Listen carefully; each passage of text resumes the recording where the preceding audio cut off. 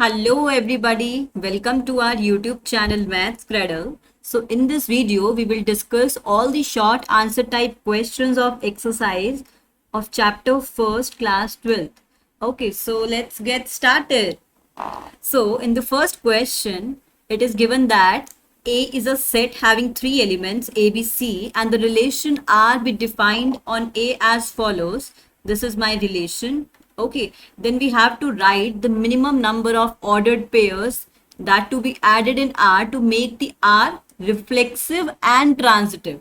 Okay, so we have to make our relation R reflexive and transitive. Reflexive means A comma A ordered pair belongs to R for all A belongs to my set A. Okay, this is for the reflexive relation.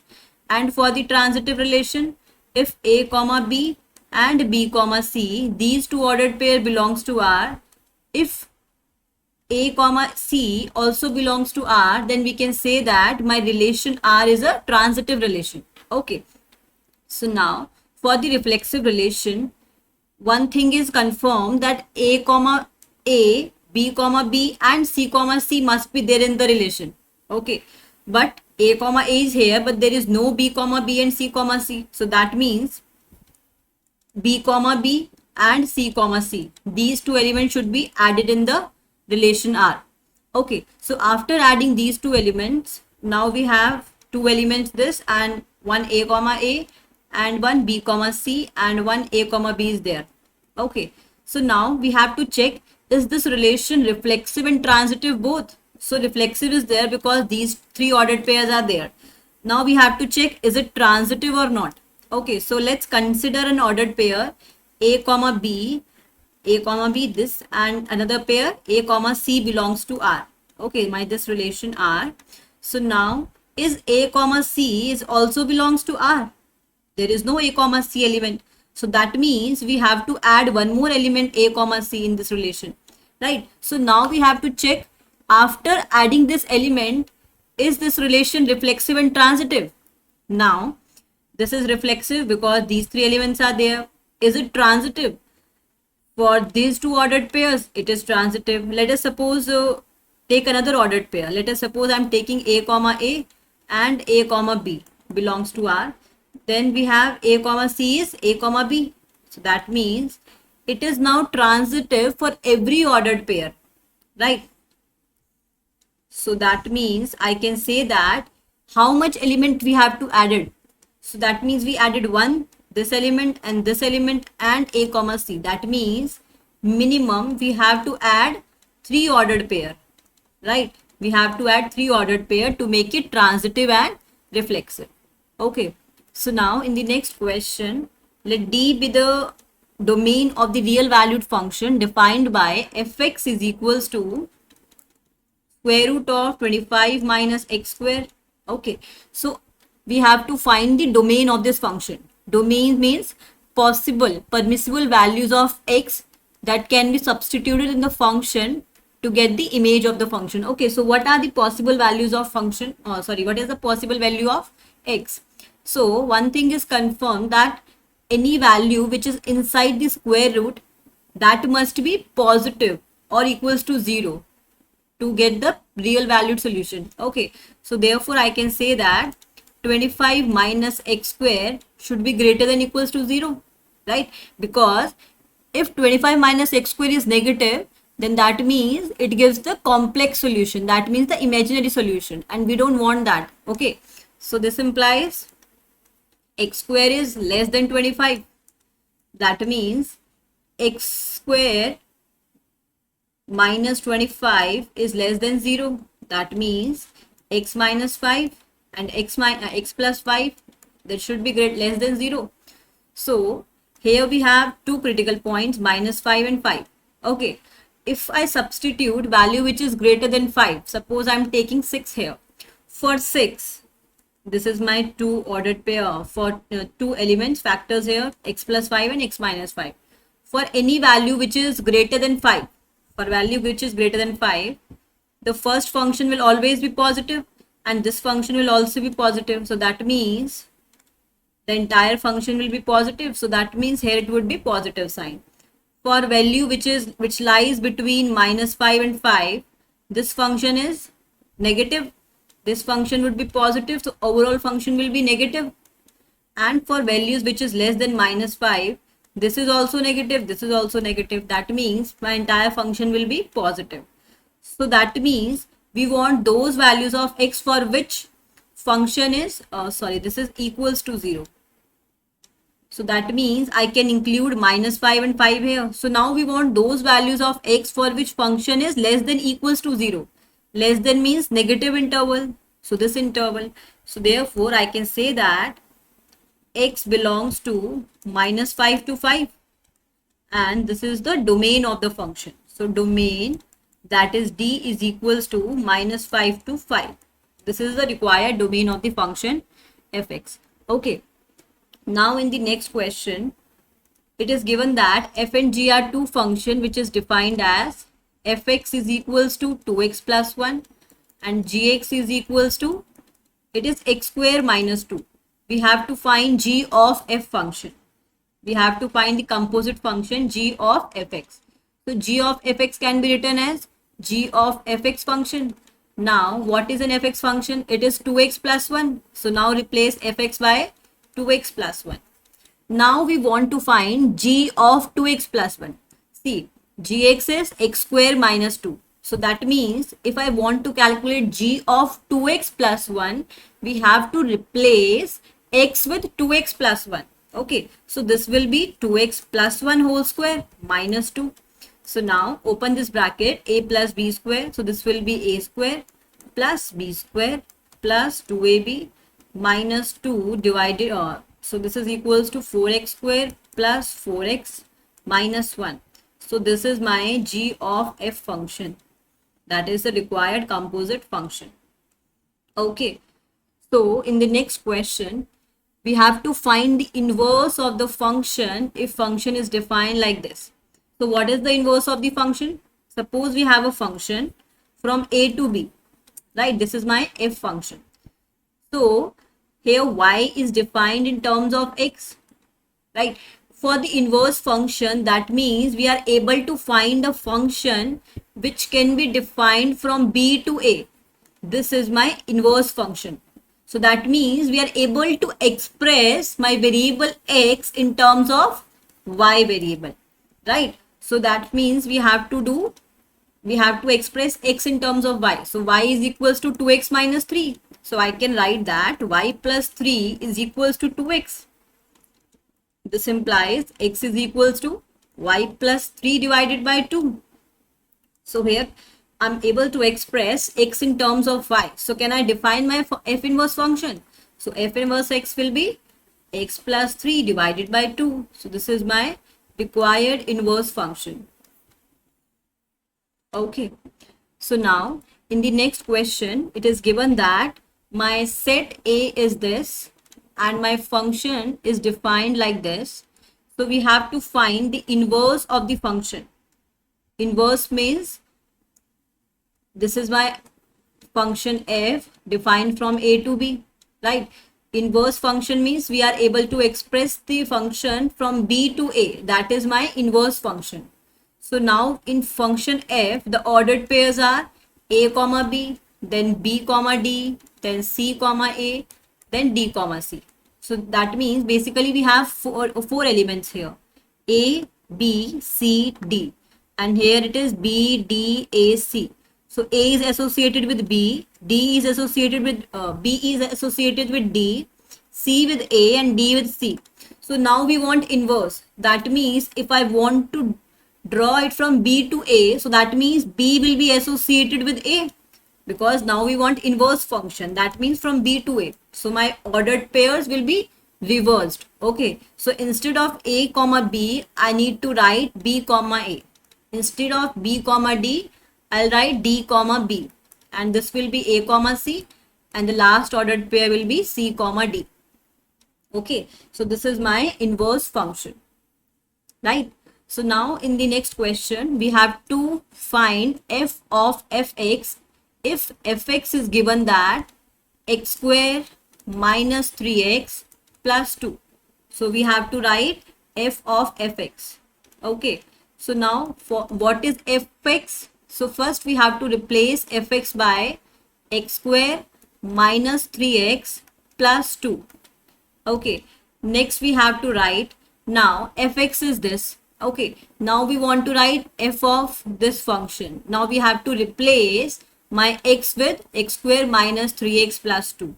Okay, so this is x square minus 3x plus 2 whole square, then minus 3 times x square minus 3x plus 2, then plus 2.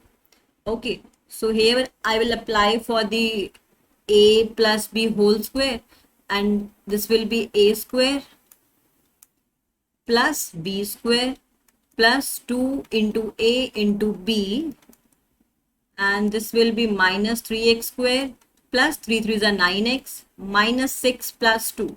So here we have to again apply a minus b whole square, that is a square, then plus b square, then minus 6x cube plus 2 2s are 4 plus 4x square minus 4 3s are 12 x minus 3x square plus 9x minus 4. So this will be x raised to power 4 minus 6x cube, then we have 9, this is 9, then minus 12, that is minus 3 plus 9. So this will be 9 plus 4, 13, sorry, this is not included now.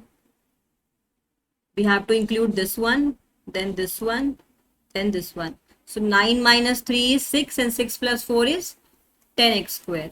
Okay, and x terms are minus 12x, sorry, this is minus 12x and then plus 9x. So this is minus of 3x plus 4 and minus 4, this is cancelled. So this is my f of fx function.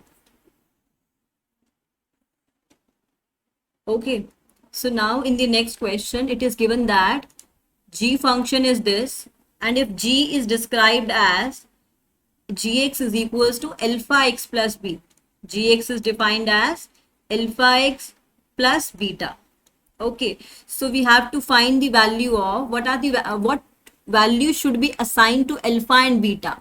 Okay, now from this g function I can say that this is my g function, this is 1 2 3 4 and this is 1 3 5 7 from set A to B, suppose, and this is my g function. So 1 is associated with 1, 2 is associated with 3, 3 is associated with 5, 4 is associated with 7.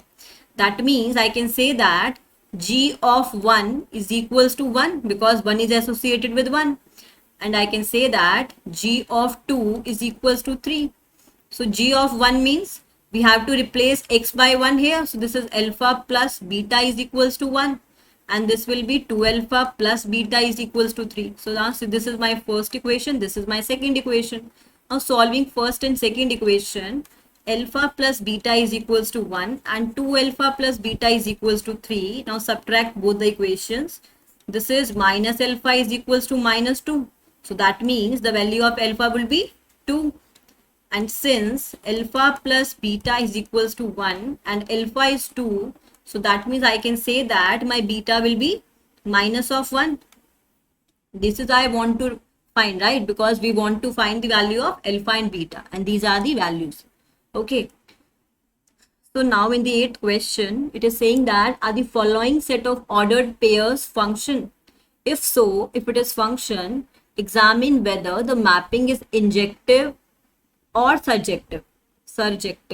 Okay, so now the ordered pairs are x is a person and y is a mother of x. Okay, so now clearly each person x has only one biological mother, right? So that means if suppose this is my first set having set of persons, and this is my second set having set of mothers. So we know that every person, suppose this is x1 person, this is x2 person, this is x3 person, this is y1 mother, this is y2 mother, this is y3 mother. So every person biologically have one mother, right? So that means it will be a function, because in function each and every element of first set should be associated with some or we can say only one element of my second set. So therefore I can say that for the first part, clearly each person X has only one biological mother, right? One biological mother. That means my above ordered pair, like, or we can say my above set of ordered pair is a function. So it is a function. So now we have to tell it is a 1-1 or onto function or not. Okay, so now if we have two persons, suppose x1 is one person, x2 is another person. So it is also possible that two person can have same mother, right? Two person can have same mother. This is also possible, right? In this case also it will be a function, but in this case it will not be a 1-1 function, because there might be a possibility that two person may have same mother, right? So that means it is not 1-1 function. Is it onto function? Yes, of course, because every mother, because what we have to check in the onto function. In onto function, every element of second set should be should have pre-image in the first set, right? So that means every mother will also have some son or daughter, right? So that means it will be an onto function, right? So now in the second part, it is saying that all ordered pairs such that A is person, B is an ancestor of B, right? So clearly any person A has more than one ancestor, right? So that means if a single, this is one person, so one person can have more than one ancestor, right? So that means it is not satisfying the property of function here. So clearly this function is, f is not function. Okay, so if this is not function, we cannot talk about injective or surjective functions.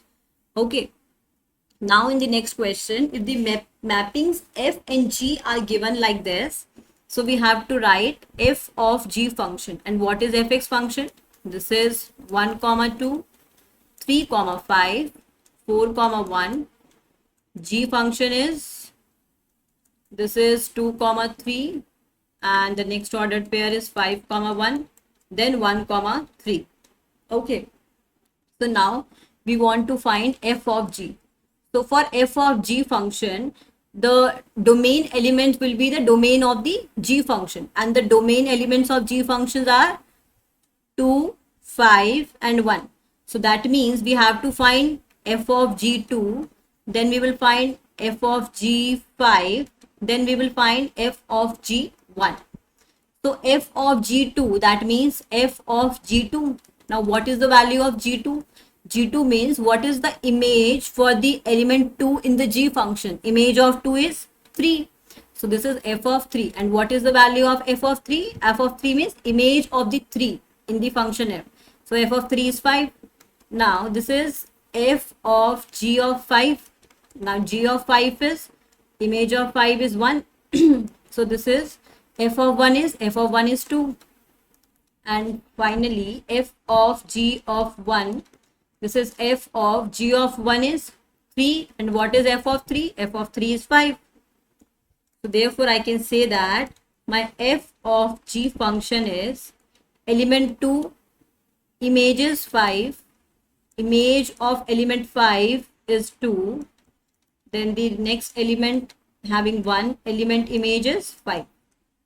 Okay, so this is my f of g function.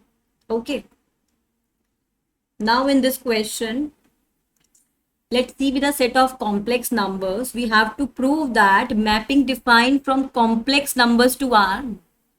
Okay, this is my set of complex numbers and it is defined by f of z is equals to mod of z. What is mod of z? Suppose z is my any complex number a plus iota b. If I want to write the modulus of this function, modulus is basically, if I see a geometrical representation, so modulus is basically, this is suppose my plane. So modulus is the distance between any points from the origin. Suppose this is any complex number, z is equals to a comma b. So this distance is known as the modulus. So this will be square root of a square plus b square. Okay, now we have to show that this function is neither 1 1 and this function is not onto. Okay, so suppose I want to show that this is not a 1 1 function. So we have to take, now let f of 1 plus iota. So this will be modulus of 1 plus iota, because f of any complex number will be equals to modulus of that complex number. So this is square root of 1 plus 1, sorry, 1 square plus 1 square, that is 2. Similarly, I can calculate modulus of function f of 1 minus iota. This is also modulus of 1 minus iota, that is 1 square plus minus 1 square, that is 1 plus 1, again it is 2. So that means for different complex numbers, for two different complex number, I'm getting the same value. And this means that this function is not 1 1, because this is a many one function, right? So therefore, f is not 1 1 function, right? Next, we want to show it is not an onto function. Now, whenever I will calculate the modulus of any function, I'm taking modulus here, right? So that includes square root value. So that means I can say that modulus value will always be greater than equals to 0. It will not take negative values, right? But it is saying that this is my range. But codomain of the function is set of real numbers. So here range is 0 to infinity. But my codomain is whole set of real number, and both are not equal. So therefore, f is not onto function. Okay, so it is not an onto function. Now in the 11th question, we have defined a function f from R to R and fx is equals to cos x. For all x belongs to R, we have to show that function is neither 1 1 and it is not onto function. Okay, so अभी मुझे इसको अगर 1 1 function नहीं दिखाना, तो 1 1 में क्या होता है कि हमारे पास अगर दो अलग अलग वैल्यूज के लिए सेम मेरे को रेंज मिल जाए, तो इसका मतलब क्या होता है, ये फंक्शन मेरा 1 1 नहीं होगा. तो अगर हम cos x फंक्शन का ग्राफ देखें, this is the graph, sorry this is not the graph, या this is the graph for the cos function. So here I am getting one value for x is equals to 0. जब x is equals to 0 लेती हूँ तब भी मुझे 1 मिल रहा है, और फिर x इक्वल्स टू 2 पाई लूंगी तो मुझे वापस 1 मिल जाएगा. इसी तरीके से 0 मिल जाएगा पाई बाय 2 के मल्टीपल्स पे. That means for different values of x I will get same value of cos x. Okay, so let my x is equals to 0 and x is equals to 2 pi. These are different values. And f of this is suppose x1 and this is suppose x of 2. So fx1 is cos 0 that is 1, and fx2 is cos of 2 pi that is also 1. So here x1 is not equals to x2, but f of x1 is equals to f of x2. That means this function is not 1 1. So one counter example is enough to show that it is not a 1 1 function. Now what about onto function? Now from the graph also I can see that the values of cos, or I can say my range of the function cos x is -1 to 1. It cannot take values which are less than -1 and greater than 1. So this is the range of the function, and here codomain is given that codomain of the function is equals to real number. So that means my range and codomain both are different. So therefore my function f is not an onto function. But in suppose if function is defined from R to -1 to 1, so in this case my range and my codomain both will be equal. So in that case also I can say that my function is onto. But if it is defined differently, I have to define accordingly because my range and codomain are different. Okay. So in this question, two sets are given, x and y. We have to find whether the following subsets of subsets of x cross y are functions from x to y or not. Okay, so to check whether a relation defines a function or not, what we have to check, suppose this is my one set and this is my another set. Okay, if every element of domain is used, that means if every element of domain is associated with some element of codomain, right? And another thing is each and every element should be associated with only one element. In both the cases I can say that my function is my function, my relation is a function. Okay, so in the first part I'm making a mapping diagram here. Okay, so 1 is associated with 4, 1 is also associated with 5, 2 is associated with, oh sorry, this is also associated with 4, and 3 is associated with 5. So can I say that this relation is a function? No, because in this function, in this relation, 1 is associated with 4, 2 is associated with 4. This is not a problem. But here 1 should be associated with only one element, but here 1 is associated with 4 and 1 is also associated with 5. So that means this is not a function. Okay, now in the second part, 1 is associated with 4, 2 is associated with 4, 3 is also associated with 4. That means different element of domain is associated with one element of codomain. So this is not a problem. I can take that. So that means this is a function. Okay, because each and every element is associated with other element, different elements. Okay, so now in the third part, this one set, this is second set. So 1, 2, 3 is there, and this is 4 and 5. 1 is associated with 4, 2 is associated with 5, 3 is also associated with 5. Okay, सो यहाँ भी 1 associate है 4 के साथ, 2 और 3 5 के साथ है. तो डोमेन का पहली बात तो हर एलिमेंट यूज हो रहा है. सो फर्स्ट क्राइटेरिया सेटिस्फाई हो गया. सेकेंडली, हर एलिमेंट डोमेन का एक अलग एलिमेंट के साथ, मतलब एक ही एलिमेंट की दो रेंजेस नहीं होनी चाहिए, तो ऐसा भी नहीं है. तो ये कंडीशन सेटिस्फाई करा. So this is a function. In the fourth part, 1 is associated with 4, 2 is associated with 5. So this is also a function. Okay. So ये तो हो गया कि हमें रिलेशन फंक्शन है कि नहीं हमें कैसे बताना होता है.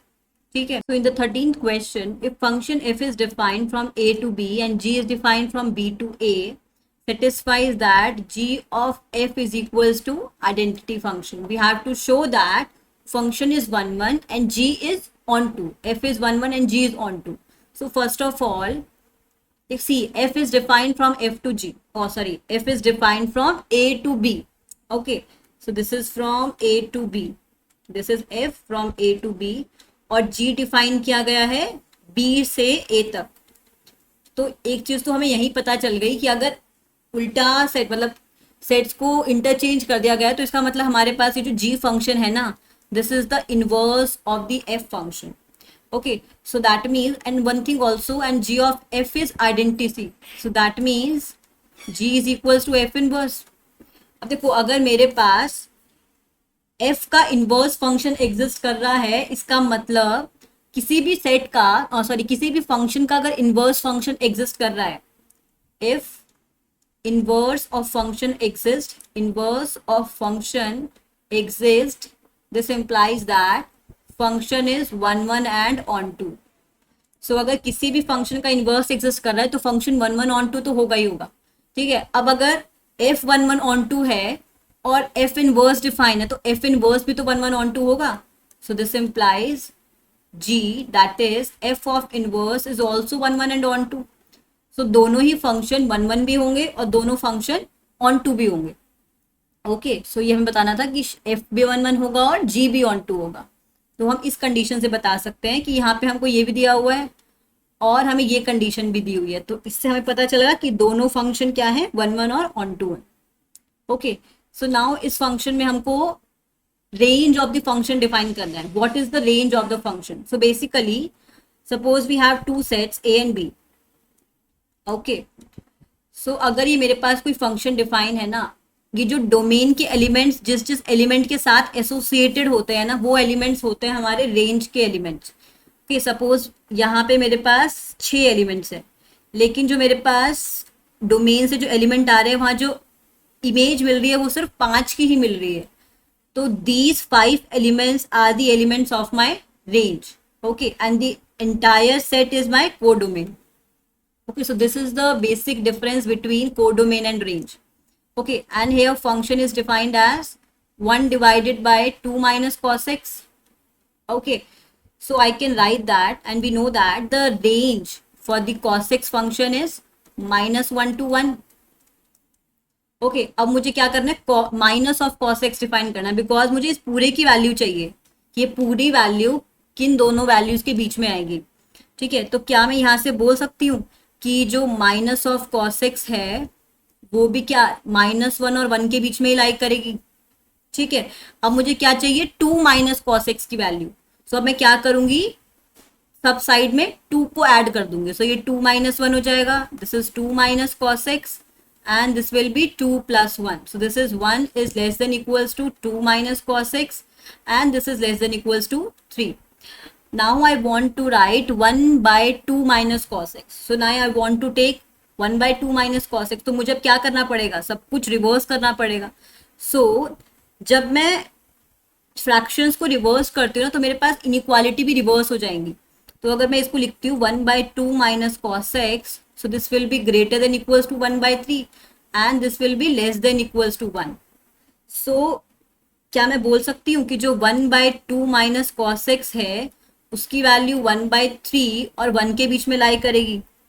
अब देखो ये जो पूरी वैल्यू है वो क्या है, मेरे पास fx ही है. अब मुझे यही तो चाहिए था कि जो fx की वैल्यू है वो किन दो वैल्यूज के बीच में लाई करेगी. So I can say that my range of the function is 1 by 3 to 1. So this is my range for the function f. Okay, so now in the 15th question, and this is the last question of short answer type, let n be the fixed positive integer. Define a relation r in z as follows. Okay, अब जो relation कैसे define है, a is related to b if and only if a minus b is divisible by n. Okay, so we have to show that R is an equivalence relation. Equivalence means this is reflexive relation, this is symmetric relation, and this will be a transitive relation. Then I can say that this will be my equivalence relation. Now to show it is reflexive relation, what we have to show? We have to show that a comma a belongs to my R for all a belongs to set A. Okay, अगर मैं ordered pair लेती हूँ a comma a, so can I say that a is always related to a because a minus a, because we have to check a minus a should be divisible by n, right? So a minus a, that is 0, is always divisible by n, divisible by n. So that means I can say that my R is a reflexive relation. So this is true for every integer a. Therefore, my relation R is reflexive. Secondly, we have to check it is symmetric. Okay, so for symmetric, we have to consider a comma b ordered pair belongs to R. That means a is related to b. A is related to b means a minus b, that difference should be divisible by, this should be divisible by n. This is divisible by n. So if b minus if a minus b is divisible by n, that means minus of b minus a is also divisible by n. And if minus of b minus a is divisible by n, I can say that b minus a is also divisible by n. And if b minus a is divisible by n, so I can say that my b will be related to a. And if b is related to a, that further means that b comma a ordered pair will also belongs to R. That means my relation R is symmetric.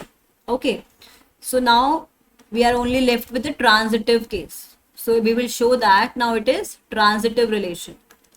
Okay, so for transitive, let us suppose that a is related to b and b some another element is related to c.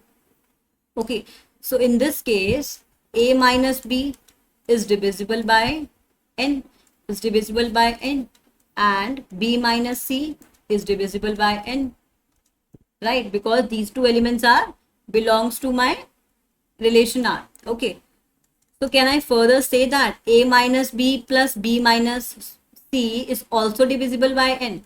Is also divisible by n. So now b is cancelled. So that implies a minus c is divisible by n. Now if a minus c अगर divisible होता है n से, तो क्या मैं बोल सकती हूँ कि मेरा जो एलिमेंट a है वो रिलेटेड होगा c से? दैट मीन्स कि जो a comma c ordered pair होगा, it will also belongs to R. So therefore my relation R is transitive. And since my relation R is symmetric, reflexive, transitive, so hence I can say that R is an equivalence relation. R is an equivalence relation. Okay, so that's all about today's video. We have discussed all the short answer type questions of exercise. So if you like the video, hit the like button and subscribe to our YouTube channel.